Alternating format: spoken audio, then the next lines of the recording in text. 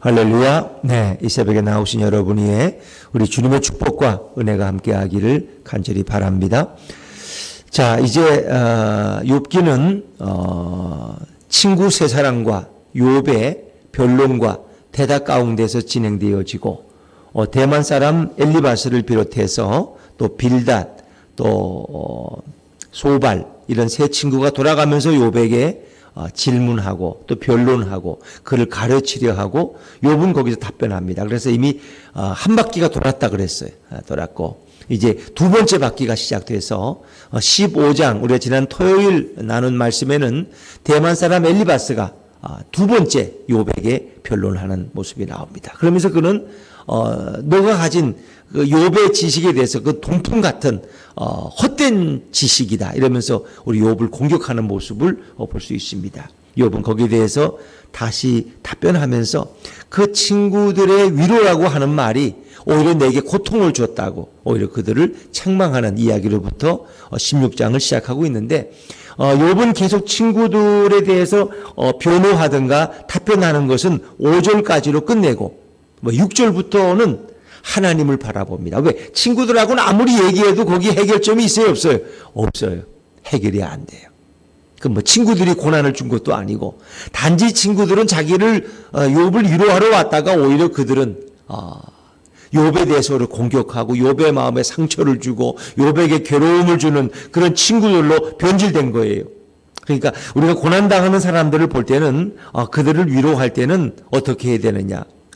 먼저 그들의 입장에서 우리는 볼 수 있어야 된다. 그들의 입장에서. 그래서 그들에게 강한 용기를 주고 그 재난을 이길 수 있는 용기를 불어넣어주고 또 그들을 상처를 싸매어주는 그런 것이 바른 자세죠. 근데 우리는 흔히 그렇지 않죠. 어떤 사람들은 불난데 부채질하는 사람들, 불난데 어떻게 집에서 화재가 났어.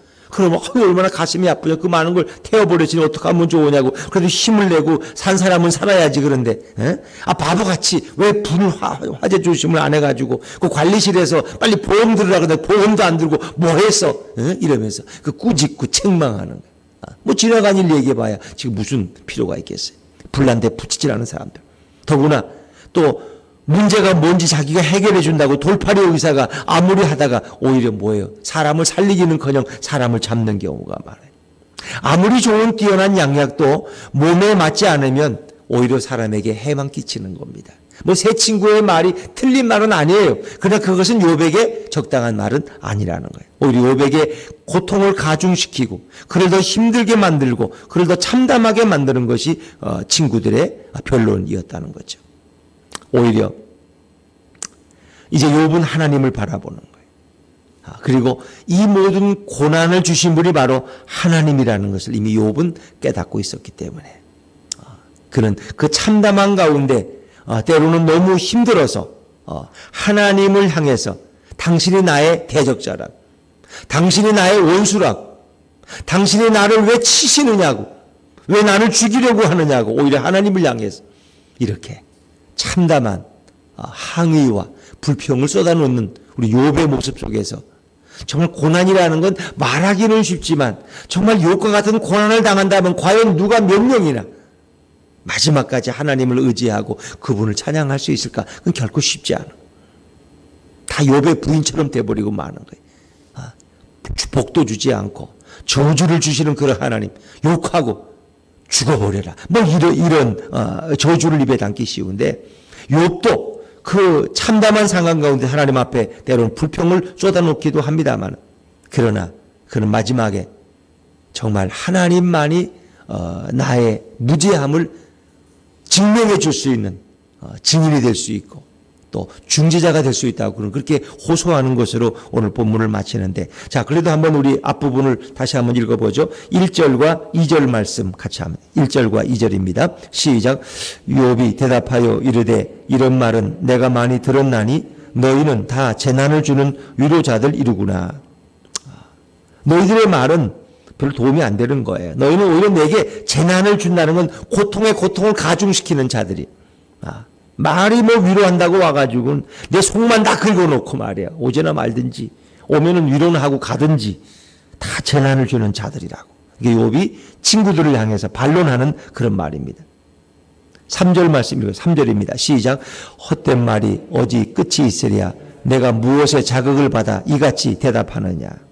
자, 이 3절 말씀은 15장 2절에 대만 사람 엘리바스가 욥에게 한 말을 다시 되받아 욥이 하는 거예요. 자, 15장 2절 말씀 한번 읽어볼까요? 엘리바스의 말인데 15장 2절입니다. 시작. 지혜로운 자가 어찌 헛된 지식으로 대답하겠느냐. 어찌 동풍을 그의 복부에 채우겠느냐.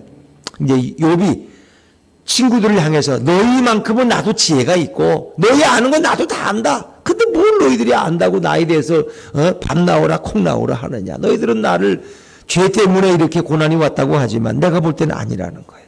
나도 너희 지혜를 능가하는 지혜를 가지고 있다. 그들이 이제 그들의 지식을 그 대만 사람 엘리바스가 욥이 가진 지식을 헛된 지식이라고 이렇게 이제 비판했거든요. 그들이 욥이 이제 그것을 되받아서 13절에 헛된 말이 어찌 끝이 있으랴. 헛된 말. 허망한 말이죠.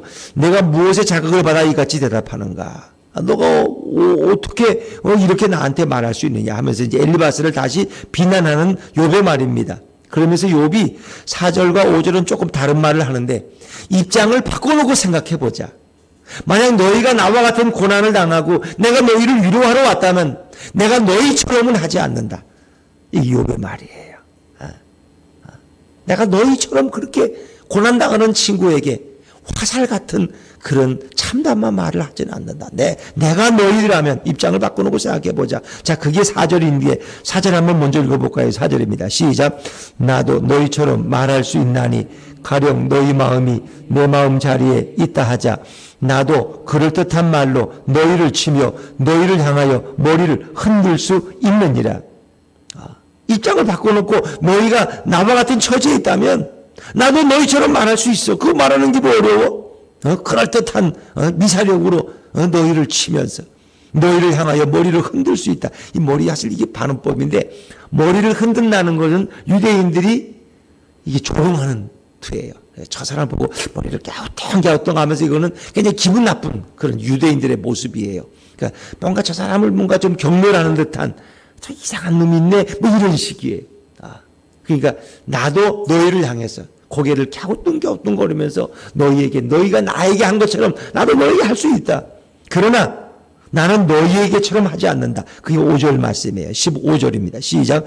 그래도 입으로 너희를 강하게 하며 입술의 위로로 너희의 근심을 풀었으리라. 나 같으면 내가 너희를 강하게 용기를 불어넣어 주었고 내 입술의 위로로 너희의 근심을 풀어주었을 거야. 너희들은 내 근심을 풀어주기는커녕 나를 더 참담하게 만들고 있잖아. 계속 회개하라고. 죄 때문이라고. 근데 아니라는 거야. 욥은. 내가 지금 이거 죄 때문에 이런 고난을 당하는 게 아니야. 하나님의 뜻은 분명히 다른 데 있는데 너희는 하나만 알고 둘은 몰라.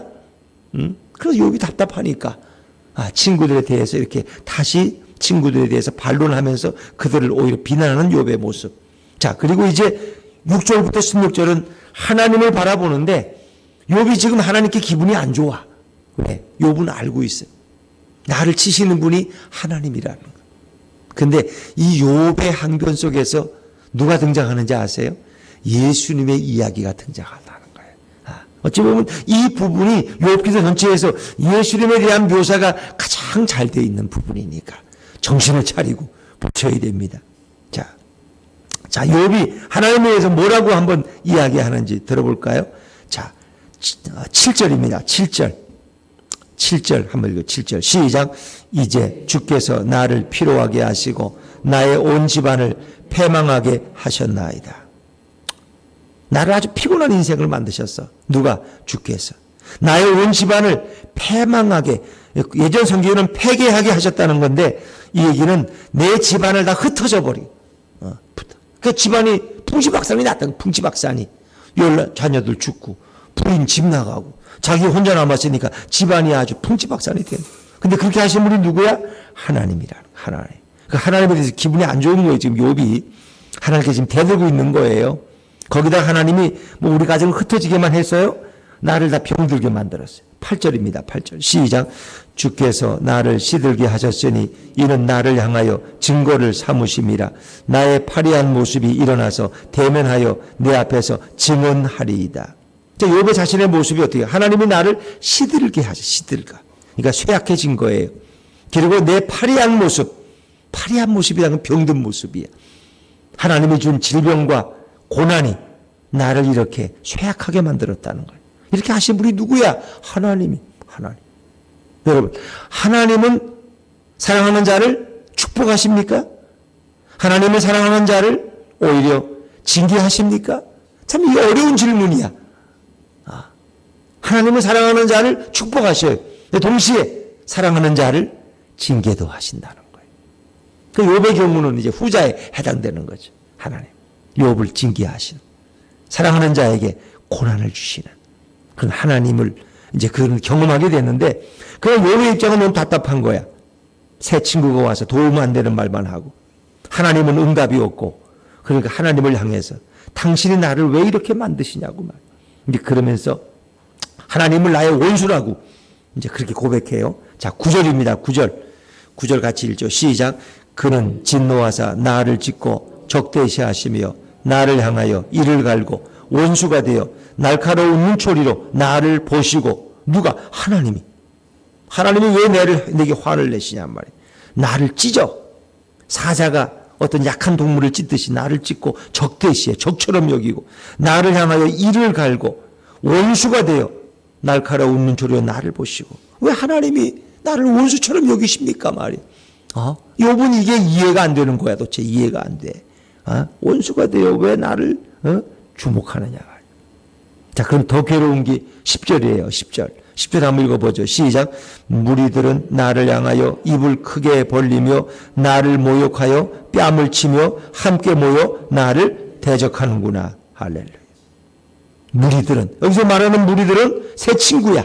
새 친구. 주변의 사람들은 나를 향하여 입을 크게 벌리며 갖은 말로 나를 참담하게 만들고 나를 모욕해. 욥아, 네가 뭘 한다고 말이야. 니를 비워놓아 이놈아. 넌 죄인이야. 빨리 회개해. 나를 모욕하고, 그리고 심지어 뺨을 친다. 물론 친구들이 욥의 뺨을 치진 않아요. 그냥 이 뺨을 친 것처럼 욥을 모독한다는 얘기야. 함께 모여 나를 대적해. 친구들이 이제 셋이 똘똘 뭉쳐가지고 아주 욥을 집중적으로 공격하고 있어. 지금은 뭐 위로하기는커녕 소망을 주기는커녕 욥을 더 참담하게 밀어넣고 있어요. 그런데 놀랍게도 이 말씀은 바로 예수님이 경험하신 말씀이라는 거예요. 이 말씀은 마태복음 27장 29절에서 31절 말씀에 가야바의 법정에서, 대제사장인 가야바 법정에 예수님이 섰을 때 바리새인과 이 로마 군병들이 예수님을 모독하고 예수님의 얼굴에 침을 뱉고, 그리고 심지어 예수님의 얼굴에 뺨을 때리는 참담한 것이 오늘 이 16장 10절에 소개되는 거예요. 그러니까 욥도 하나님이 왜 나를 치시는지 몰라. 뭐 죄가 없는데 왜 나를 이렇게 괴롭히실까? 친구들이 왜 나를 힘들게 할까? 그런데 예수님도 아무런 죄가 없는데 사람들이 그를 모독하고 침을 뱉고 감히 하나님을 향해서 뺨을 때리는 이런 엄청난 일을. 마태복음 27장 29절부터 31절 집에 가면 한번 읽어보세요. 예수님이 당하는 고난. 이거 뭐라고 설명할 거야? 예수님이 뭐 죄 때문에 뺨을 맞으시고 예수님이 뭐 죄가 많아서 침뱉음을 당하시나? 우리를 위한. 그건 아무런 죄가 없는데. 그러니까 의인의 고난을 성경은 말하고 있는 거예요. 바로 욥기서는 욥이라는 한 사람이 이런 고난을 당했다가 아니라 바로 이 땅에 오시는 예수님이 무죄하시지만 우리를 위해서는 고난을 당했다는 것을 이미 욥기에서 말씀하고 있는 거예요. 자, 그것만 아니에요. 11절입니다. 시작. 하나님이 나를 악인에게 넘기시며 행악자의 손에 던지셨구나. 욥의 고백이에요. 이 악인, 새 친구가 악인이야, 여기서는. 왜? 욥을 위로하기는커녕 계속 그를 그냥 죽이지 못해 난리가 났어, 그냥. 그들의 전 지식을 동원해서 욥을 공격하고 그냥 항복을 받아내려고 말이야. 그런데 이 말씀은 예수님이 당하신 말씀이에요. 하나님이 예수님을 악인에게 넘기셨어. 악인이 누구야? 빌라도고, 로마 군병들이고, 바리새인, 서기관, 대제사장들이 그 시대에 예수님을 죽이지 못해 안달한 악인들이.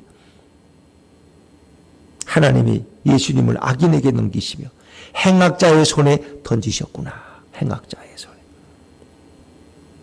그러니까 이 모든 것에는 바로 예수님이 이 땅에 당하실 고난이 미리 다 예표되어 있는 것이다. 욥기서는 바로 예수님이 당하실 고난을 말씀하고 있다. 12절 말씀, 12절입니다. 시작.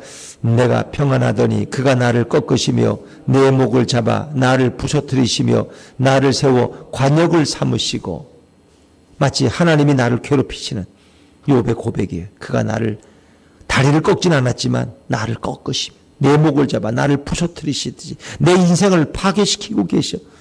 그리고 마치 나를 관역으로 삼아 나를 이렇게 세워놓고 여러 병사들이 화살을 쏘는 것처럼 나를 향해서 집중적으로 공격하고 있어. 내 친구들이 지금 나를 죽이지 못해서 안달을 하고 있어. 자, 13절 말씀. 그 화살이 날아와서 욥을 명중시키는데 어떤 결과가 오는지 13절입니다. 시작. 그의 화살들이 사방에서 날아와 사정없이 나를 쏘므로 그는 내 콩팥들을 꿰뚫고 그는 내 쓸개가 땅에 흘러나오게 하시는구나. 욥에게 이런 고난을 주시는 분이 누구야? 하나님.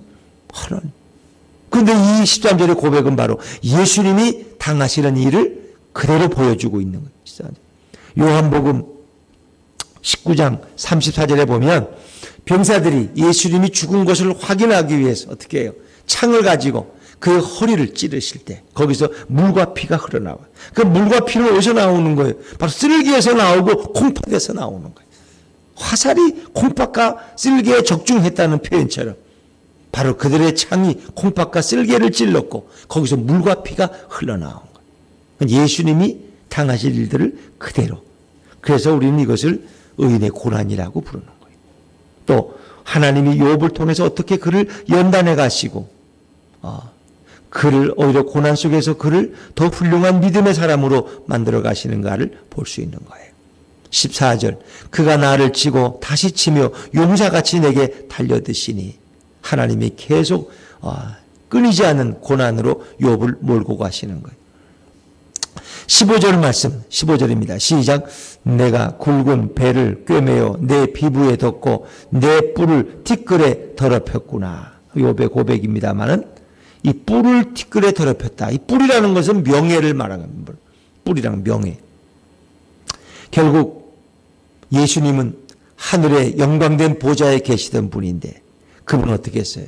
우리들을 구원하기 위해서 이 땅에 가장 낮은 종의 모습으로 오셔서 그 모욕을 당하시고 십자가에 죽기까지 복종하시는 그 예수님의 모습. 그래서 하늘의 영광된 보좌에 계신 분이 결국 십자가에서 벌거벗기움을 당해서 치욕스러운 죽음을 당하는 것은 그의 명예가 땅바닥에 떨어진 거예요.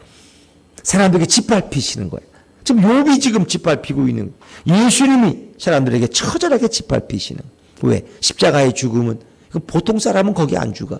가장 저질, 가장 죄악이 크고 그런 아주 흉악한 사람만 거기 죽는데 예수님이 바로 하나님이 그런 죽음을 당하시는 거예요. 그래서 내 뿔을 티끌에 더럽혔구나. 그 명예가 땅에 떨어지고 사람들에게 짓밟힘을 당했다는 거죠. 사람들이 발로 밟고 지나가면 그게 제일 처절한 거 아닙니까? 사람이 당할 수 있는 가장 수치와 모욕이.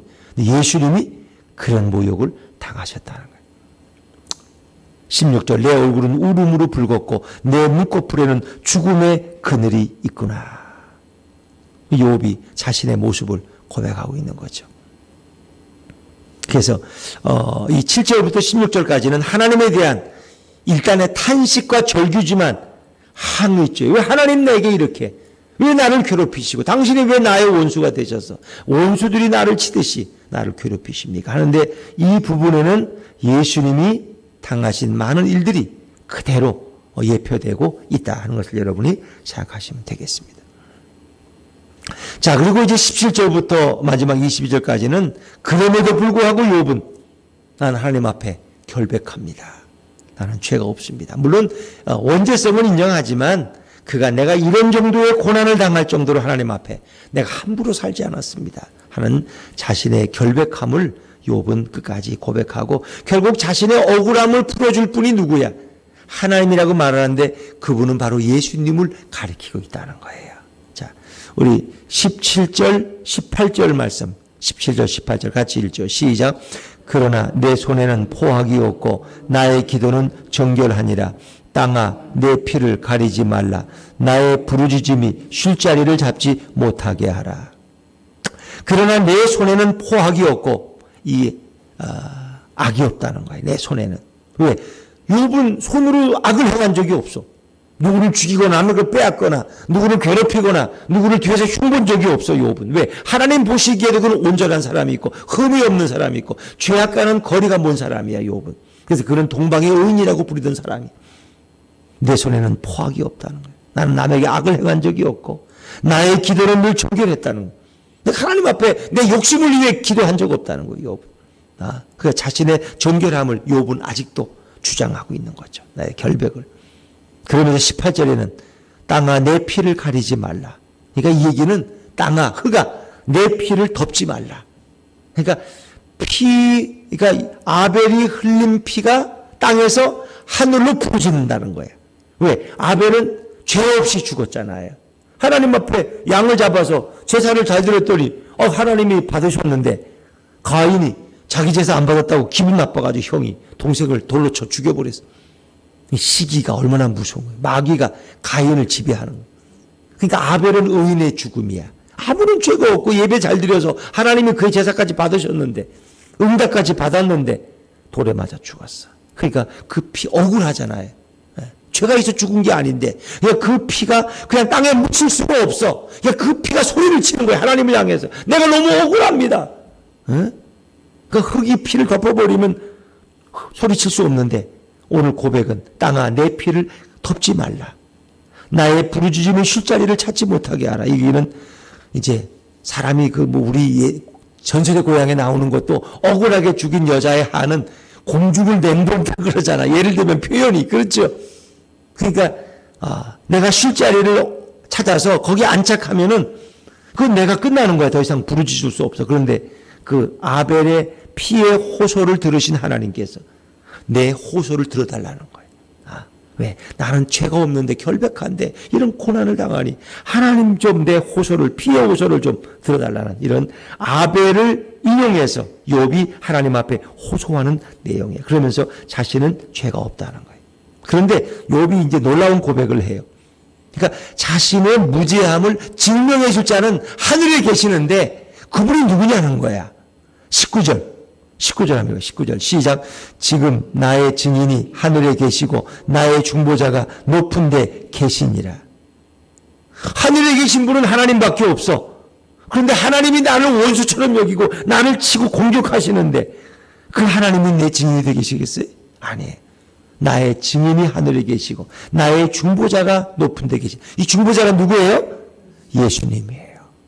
예수님은 우리의 영원한 중보자가 됐어. 하나님과 인간 사이에 중보자가 되기 위해서 오신 분이 우리 예수님이에요.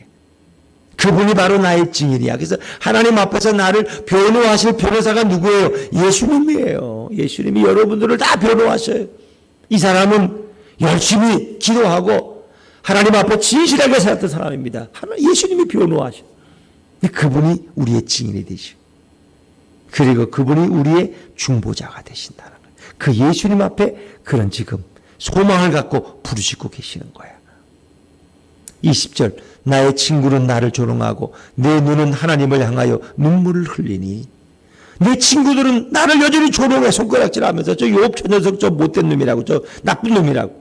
그런데 내 눈은 아직도 나의 결백함을 믿고 하나님을 향하여 눈물로 지금 기도하고 호소하고 있다는 거예요.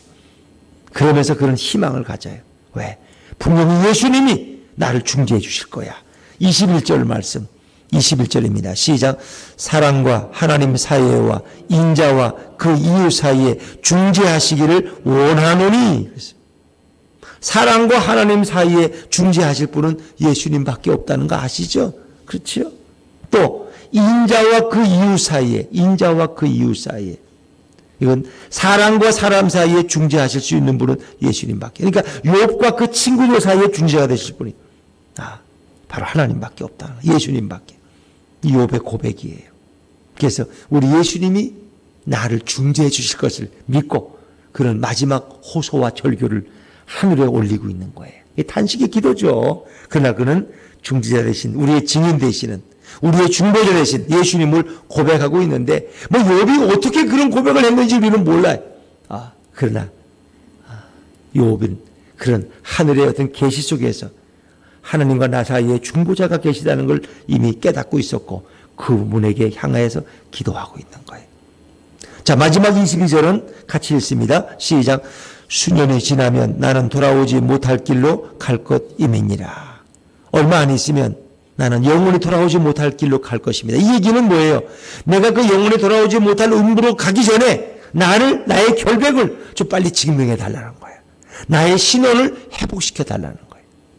내가 무죄함을 하나님이 증명하셔서 내 삶을 회복시켜 달라는 욥의 탄식과 절규의 기도인 것입니다. 그렇죠. 그래서 욥기서는 그래서 중요한 거예요. 고난이라는 게 얼마나 폭넓고 깊고 오묘한가. 그 단순한 한마디로 고난을 말할 수가 없다는 거예요. 그 예수님의 고난이 있고 욥의 고난이 있고 아벨의 고난이 있고 의인의 고난이 있다는 거예요. 오늘 욥기서를 통해서 우리는 무죄하신 예수님을 보고 그 예수님이 재판을 받고 끌려가고 십자가에 달릴 때 바리새인 서기관들 그 율법사들이 얼마나 예수님을 모독하고 힘들게 하고 참혹하게 했느냐. 그리고 하나님으로 단절되는 그 아픔 때문에 나의 하나님 어찌하여 나를 버리시나이까. 예수님의 탄식이 절로 소개되고 있는 것이죠. 그러나 욥은 포기하지 않습니다. 끝까지 우리의 중보자 되신 예수님을 바라보면서 나의 결백을 증명해 주실 것을 그가 알고 있다는 거예요. 탄식하고 있다. 그렇습니다. 고난 속에 있을 때도 우리 예수님을 바라보십시오. 그분이 우리의 증인이시고 그분이 우리의 중보자가 되시고 그분이 우리의 중재자가 되십니다. 그 예수님 때문에 오늘도 소망을 가지고 새롭게 한 주간을 출발하는 저와 여러분 되시기를 주의 이름으로 축원합니다.